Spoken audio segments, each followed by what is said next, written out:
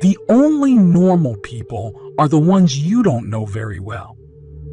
No experience is a cause of success or failure. We do not suffer from the shock of our experiences, so-called trauma, but we make out of them just what suits our purposes.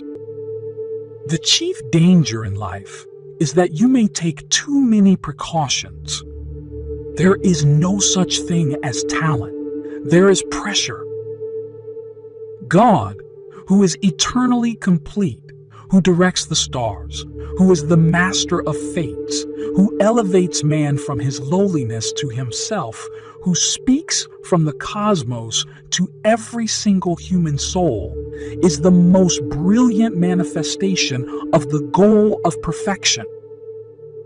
To be a human being means to possess a feeling of inferiority which constantly presses towards its own conquest. The greater the feeling of inferiority that has been experienced, the more powerful is the urge for conquest and the more violent the emotional agitation. A lie would have no sense unless the truth were felt dangerous. Meanings are not determined by situations, but we determine ourselves by the meanings we give to situations.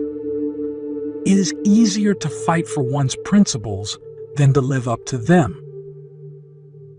A simple rule in dealing with those who are hard to get along with is to remember that this person is striving to assert his superiority, and you must deal with him from that point of view.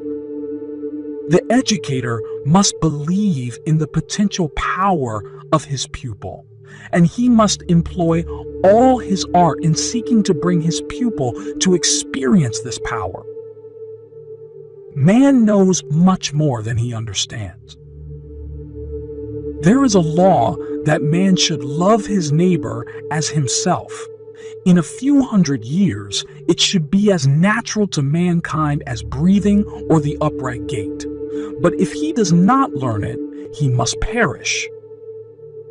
We cannot say that if a child is badly nourished, he will become a criminal.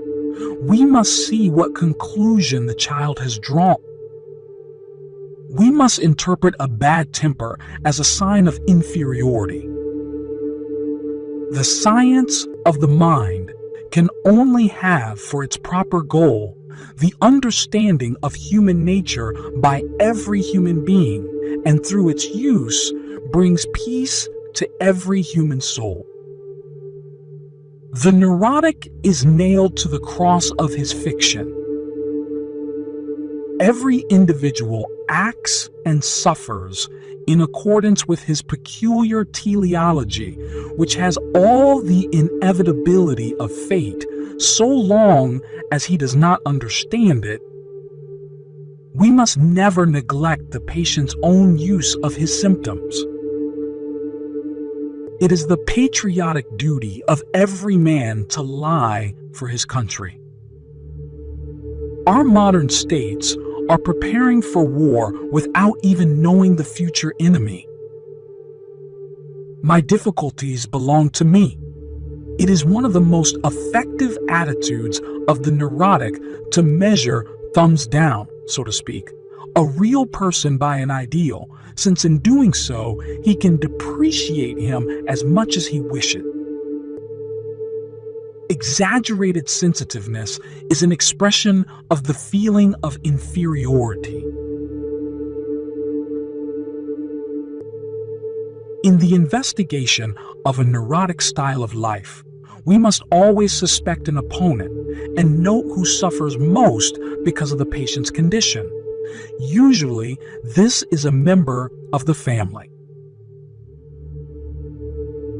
Every therapeutic cure, and still more, any awkward attempt to show the patient the truth, tears him from the cradle of his freedom, from responsibility, and must therefore reckon with the most vehement resistance.